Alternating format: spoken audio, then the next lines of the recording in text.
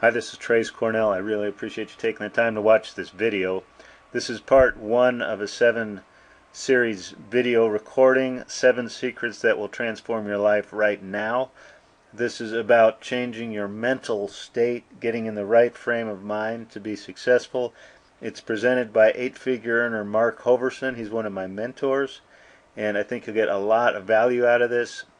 Either above or below this video, depending where you're watching it. In the description you'll find a link so you can get started on our system immediately. Our system can completely change your life if you're in the right mental state to take advantage of it and run with it. So I'm excited for you to watch this, and I'll turn it over to Mark right now. All right. Number one is the law of the Sherpa. Here's how the whole game works with wealth. The money equation. If even as I was a child, I remember being 4 and 5 and looking at adults, and they'd race to work. They'd have bags under their eyes. They'd race back. The tension I could realize. I mean, I grew up literally with the dinner table, and I remember when the bills were going to be paid, I literally remember walking into the kitchen. This would happen all the time. And my dad would be sweating. He would be red because he'd be staring at the bills.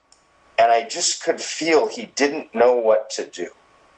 He didn't know what to do. He was going to try to make the money stretch and time the bills and the cashing and the checks. And I could just see, like, literally, the word was like, when Dad has this little bill rack out, stay away. Stay away. And it was literally an act of mercy. And I remember feeling like money was a riddle that was now, ironically, my parents have a beautiful home now. They worked very hard. They had a big long-term vision. And they taught me how to overcome. Because I was born in a trailer. And now they live in a beautiful house. And so what I learned was that poverty was situational, circumstantial, and temporary. A lot of people who grew up in a poor didn't see their parents escalate, and so they really think that this is a state of life.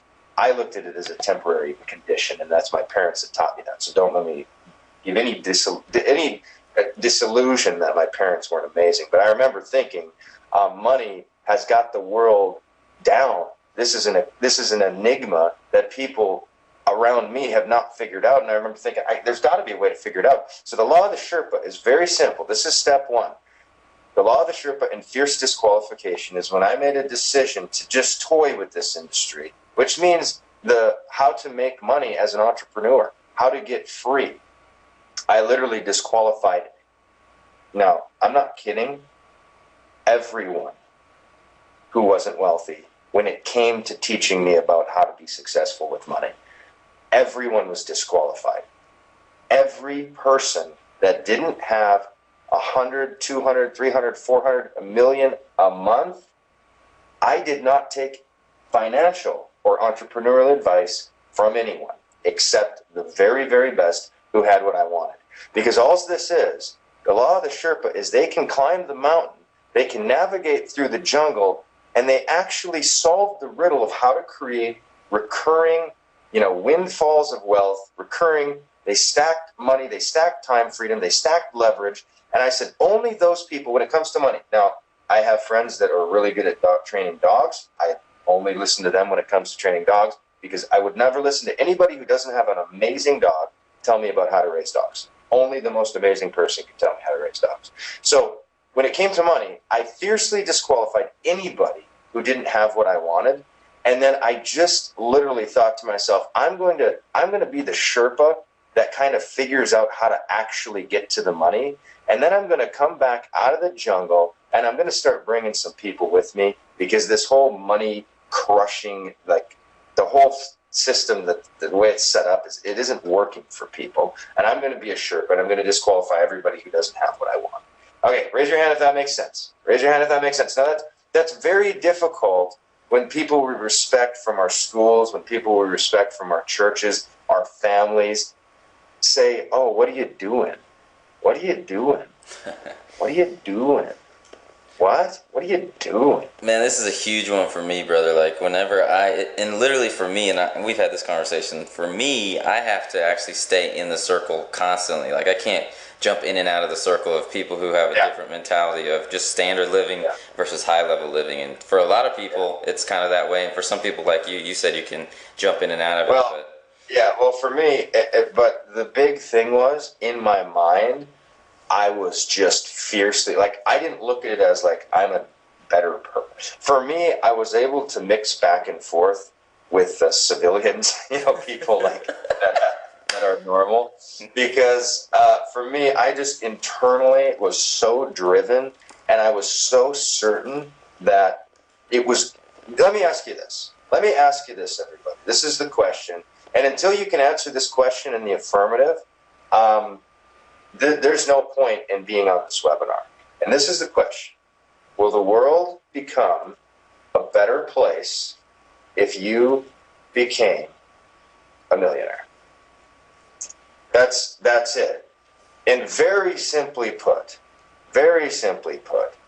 if you cannot answer in the affirmative 100% that your wife or husband would be there'd be a better situation. If you have any moral, any spiritual, any belief at any level that if you became a millionaire, it would be bad or greedy or wrong or exploitive, or you'd become a psycho, or you just go deep into, you would never work, you'd never lift your finger again. If you think there's anything at all, that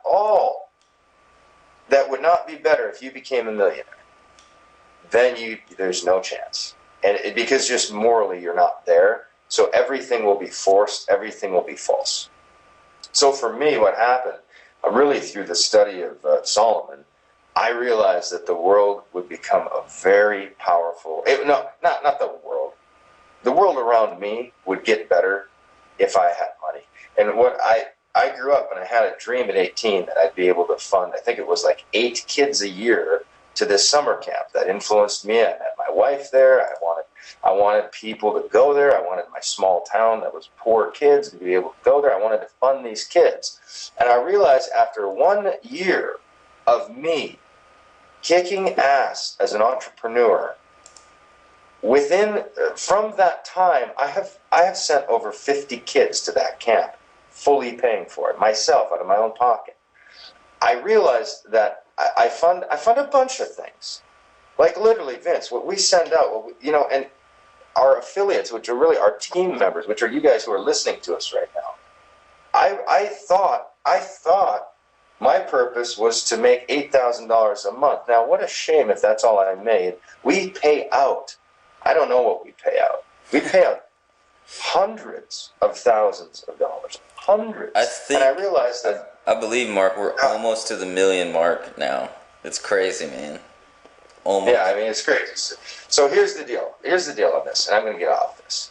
I completely disqualified anyone who didn't have what I want. And that didn't mean I have to disqualify him as a friend or as a good person or as anything like that. But when it came to making money, I only followed the Sherpa. When it comes to health and wellness and vitality, I only listen to people who are strong, healthy, flexible, and energetic. I do the law of the Sherpa in everything, but when it came to money, nobody was going to tell me anything except the people who had what I wanted. And I went out and I got the 4-Hour Workweek, the book, and I studied it like it was my business Bible. I went off and I've read over 1,000 books. I developed a whole reading thing that we're going to be releasing in the Pro membership very soon, called Ultra Reading. We don't have Ultra Reading back in the Pro, do we? No, it's not back. Oh my gosh, that's so comical. This training. Well, anyway, I only followed people who had. Jay Abraham, he had generated over $1 billion as a marketer. I only listened to him and Tim Ferriss. And then when I got into this industry, I didn't listen to anybody. I paid $2,000 to get coaching privately from. His name was Jeffrey Combs, and I could not afford that at all. I maxed out all my credit cards I possibly could. I literally, my friend said, "You're paying a guy $2,000 to talk on the phone? What is that, a friendship fee?" And I just said, you know what? It doesn't matter. You're not my Sherpa here. And I didn't get mad. I didn't even care. I kind of laughed with him. I said, yeah, I don't blame you. I think I'm crazy too. You are crazy. You think you're going for something big. So I fiercely disqualified everybody. I firmly believed the world would be a better place if I became a millionaire. I believed it not at some like forced belief. I literally believed it in my heart of hearts. Okay? And from there, I began a very sloppy, messy situation.